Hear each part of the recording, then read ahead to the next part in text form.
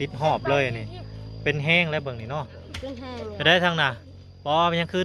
ได้ทรงใหม่ได้หลังคาใหม่บ่เอาหลังคาของใหม่บ่นี่อ๋อทรงเดียวกันเบิดเลย เปลี่ยนละเอาหลังคาออกมุ้งหญ้าบ่นี่เนาะเย็นสบายบ่นี่หัวเราพี่น้องเอ้ย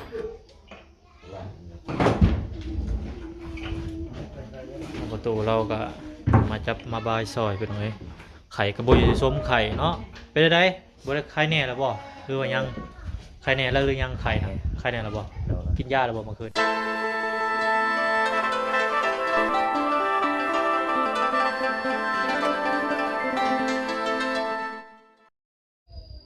น้องพี่น้องหลังจากมาแต่หาทางน้องทายน้องไม้เพิ่นน้องพี่น้องก็สิเข้ามาเบิ่งทางเฮือนประตูอันเดียหรือว่าประตู7 ปีเพิ่นบัดนี้เนาะพี่น้องเนาะสบายดีเด้อพ่อแม่พี่น้อง FC กันเบิดสุขุสุคนน้องพี่น้องบ่ว่าสิอยู่ใกล้อยู่ไกลเหมือนจะมาพบกับบ่าวน้อยเสียงร้ายคือเก่าคือเดิมพี่น้องเนาะนี่แหละพี่น้องเฮือนประตู7 ปีเพิ่นกำลังดำเนินเนาะสร้างแหล่เพิ่นก็โอ้โพดรวดเร็วทันใจพี่น้องเนาะอีกบ่โดนได้นี่เนาะเบิ่งนี่สิแล้วเลยได้นี่เนาะตัวพี่น้องเอ้ยก่อนอื่นก็เข้าไปหาทางแม่หรือว่าภรรยาทางตู้เพิ่นก่อนเพิ่นน้องว่าเป็นจังไดมาจังไดพี่น้องเนาะตัวเท่านี้เต็มอยู่พี่น้องเนาะสบายดีเด้อทางบริษัทสุขุสุคนเนาะโดยไปยังบ่ได้ติดเบอร์แล้วเนาะพี่น้องติดหอบเลยนี่เป็นแห้งแล้วเบิ่งนี่เนาะเป็นแห้งไปได้ทางน่ะมันยังคือได้ทรงใหม่ได้หลังคาใหม่บ่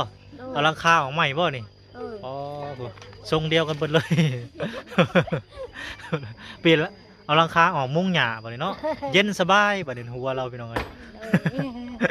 ตั้งหน้าหัวเลยจะคนน่ะนี่เจ้าตัดให้3 คนทรงเดียวกันเบิดเลยเนาะโอเค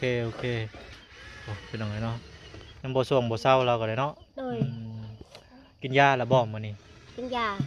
กินแล้วเนาะโอเคเป็นยังไงเนาะเดี๋ยวขึ้นไปเบิ่งทางเฮือนเจ้าก็ได้บ่ได้เด้อเป็นยังไงเป็นยังไงเป็นไปเยี่ยมไปยามเบิ่งเฮือนก่อนบัดนี้เฮ็ดฮอดกันได้แล้วเนาะ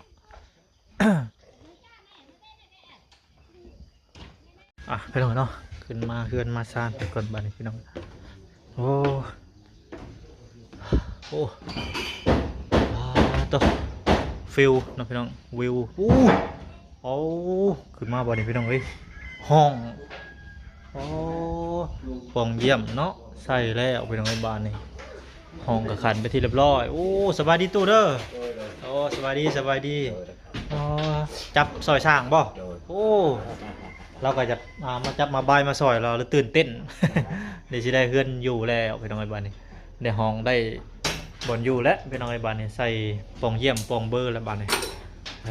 ตัวรีบบ้านนี่ใส่แล้ว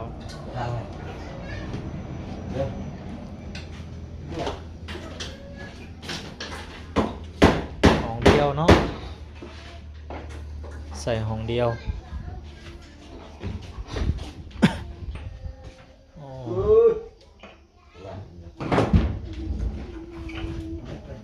ประตูเราก็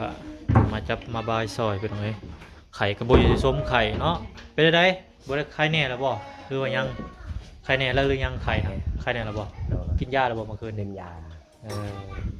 พักผ่อนน้ำบ่ต้องไปหลายตากฝนตากลมตากแรง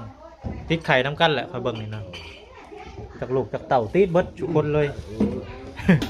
บดเฮือนเฮาเบิดเฮือนเลยเนาะหยกตีเลย เป็นไข่หยกตีเลยเบิดตีสียังอันนี้ฮะสีมาทาอันนี้บ่สีทาเลยนะจานมันชื่อมาเป็นอะไรสีทาใหม่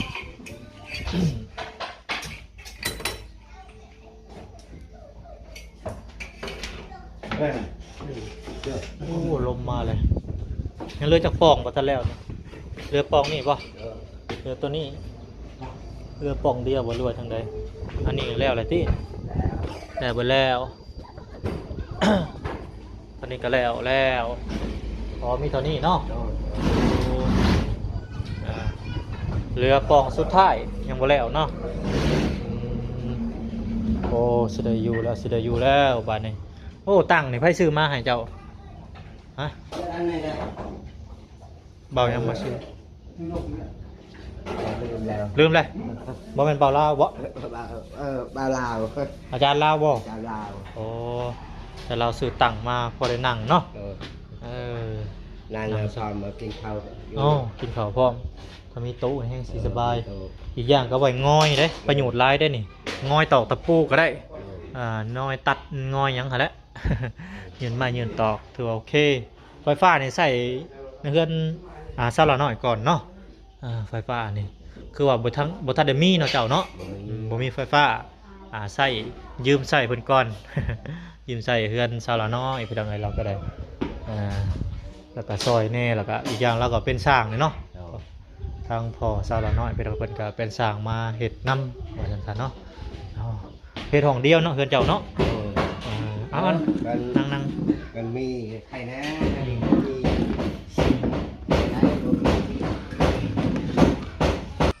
มีไฟใครได้แล้วบัดนี้เนาะแต่ว่ายังทันได้เข้าเนาะยังเป็นไฟเพิ่นอยู่ว่าซั่นซะ ได้กินข้าวกินน้ำแล้วบ่ โดนกินแล้วกินลงใหม่ กินลงไม้เนาะโอ้กินแต่น้ำไม้เนาะแล้วก็บ่อยากให้เฮ็ดบ่ได้คือว่าแล้วบ่มีอาหารกินเป็นไฟเบิดสุคนเป็นของเราก็ได้สาเหตุก็ติดน้ำกันนั่นแหละทวิตไผเป็นไข่ก่อน มีอาหาร โอ้เมียเจ้าเนาะเมียเจ้าเป็น เจ็บ ไข่ หัว ก่อน นี่แล้วเจ็บหัวเจ็บกระโต เป็นไข่เจ็บกระโต ดูก็กินยาคือเม็ดหนึ่งแล้ว ดีใจแล้ว ดีใจแล้วบ่ โดน สบายเนาะเลิกแล้วมาเมื่อวานนี้มาบ้านนี้มาแล้วบ่ต้องแอบแล้วบ่เลยทั้งขึ้นห้องมื้อนี่ก็คือสิแล้วอยู่จักแล้วมื้อนี้บ่รู้ว่าจังไดเนาะเบิ่งนี่คือสิแล้วมื้อนี้นั่นแหละตอนนี้ก็เป็นเวลาอยู่3 โมง 4 5อีก2 ชั่วโมงอีก2 ชั่วโมงก็เลิกงานก็สิแป๊บเดียวเลยแหละเดี๋ยวก็แล้วแหละเนาะยังแต่ทาสีเนาะทาสีแล้วก็ยังอีกบัดนี้ยังที่บ่ทันได้เฮ็ดนะ ยังเหลือ บันไดเนาะ ได้ บันไดกับทาสียังเหลือ คาชี สองอย่างนี่แหละเป็นไงแล้วปองเยี่ยมแล้วเฮ็ดยังต่อสร้าง บันได บันไดเนาะ แล้วบางเยี่ยมใส่บันได โอ้ใช้บันใหญ่โอ้ใส่ตัวใหญ่ บันได กับบันไดโอเคเป็นไงเนาะ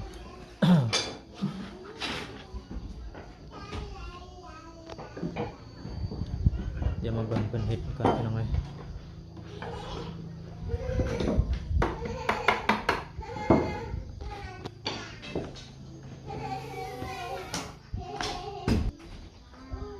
ตอนนี้กำลังเฮ็ดแบบขีดแบบอยู่พี่น้องเอ้ยแลนขอบเจาะบอลอันบานพับ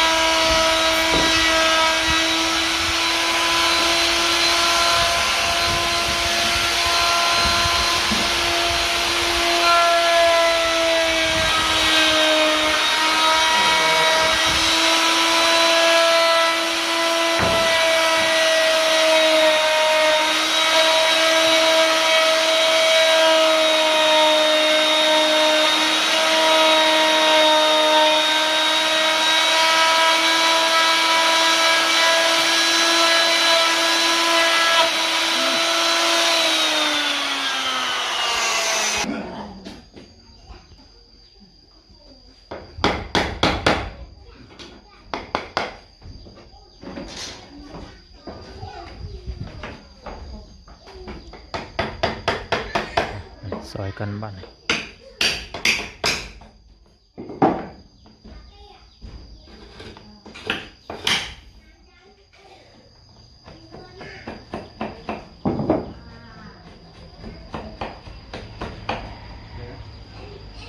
มีบานเดียวเนาะเห็ดประตูเดียวประตูเดียว สอง อ๋อสองตัวนั้นสองตัวนี้หนึ่งบ่ เหลือจักป่องสองป่องนี่บ่ป่องเดียวบ่ สองนี่ เหลือสองตัวนี้ แล้วก็มื้อนี้แล้วบ่สองป่อง หวาน ห้ากับ3 โมงสั่ง เลยครับ แล้วอยู่ดอกเนาะมื้ออื่นก็ต่อตัวใหญ่บัดนี้เนาะตัวใหญ่แล้วก็ เลย ถ้าว่าแล้วแล้วก็เฮ็ดบันไดเลยเนาะ ไม่ได้ไม่ได้นั่นแหละสั่งเก็บซีไหม โอ้เก็บสีใหม่พี่น้ เก็ อง บ เอ้ย ซีบนพอดูตา เพราะว่าสร้างตู้เฮ็ดเอง สร้างตู้ทาสีเองก็เลยสิได้เก็บแบบใหม่ว่าซั่นนะ บ่เป็นหยังทางสร้างแล้วเฮาแก้ไขได้อยู่เนาะคือว่าโอเคอยู่ทาสีขาวแล้วก็สีใหม่นำบ่ลูกติ่งก็ทาบ่ ซีโม่ ตัวนี้เป็นสีหยังสร้างตัวนี้สี โม่ สีตะหมูเนาะ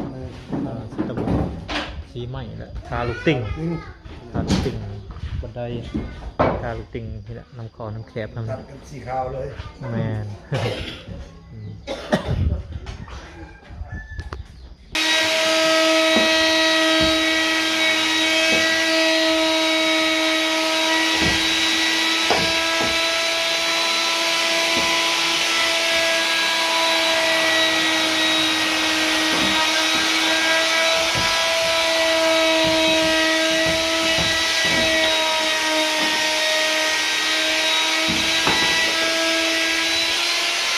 ต่อบานขับเป็นอะไรบานนี้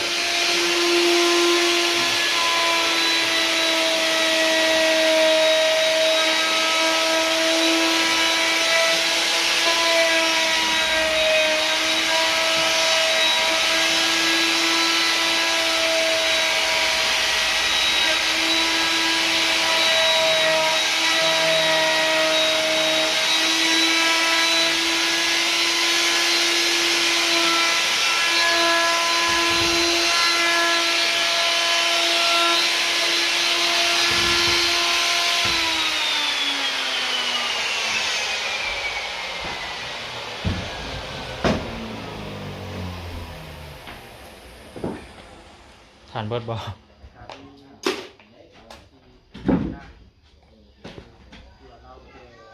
เปลี่ยนแบตใหม่พี่น้องแบตเตอรี่เบิร์ดแล้วเหมาะสำหรับขึ้นลังโค้งราคาสูง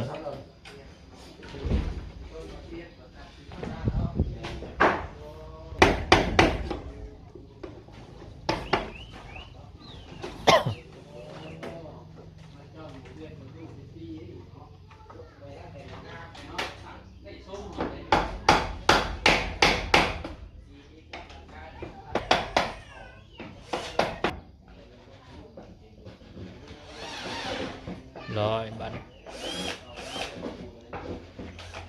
ข้างนอกหมดสาย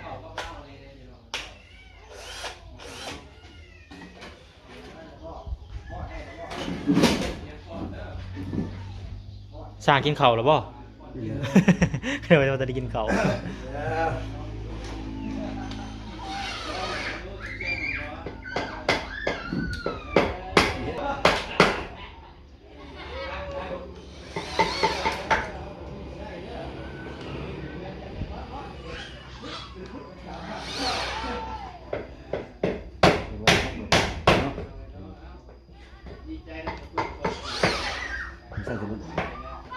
มันเป็นอะไรสั่งนี่ฮะ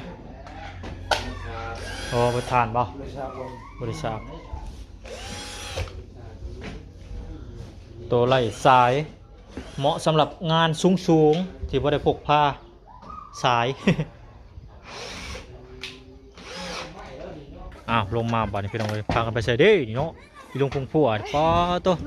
บอลนี่บอลนั่ง อันได้บ่10 คนเนี่ย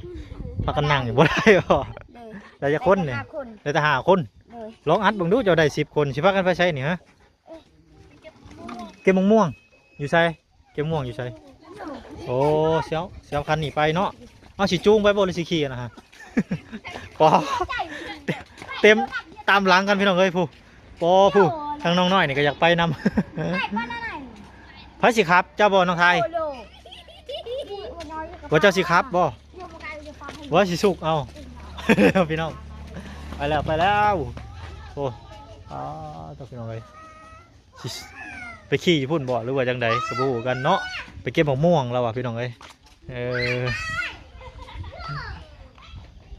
ไปเลยเนาะกาหันมาทางเพื่อนประตูคือเก่าคือเดิมไปเลยเนาะ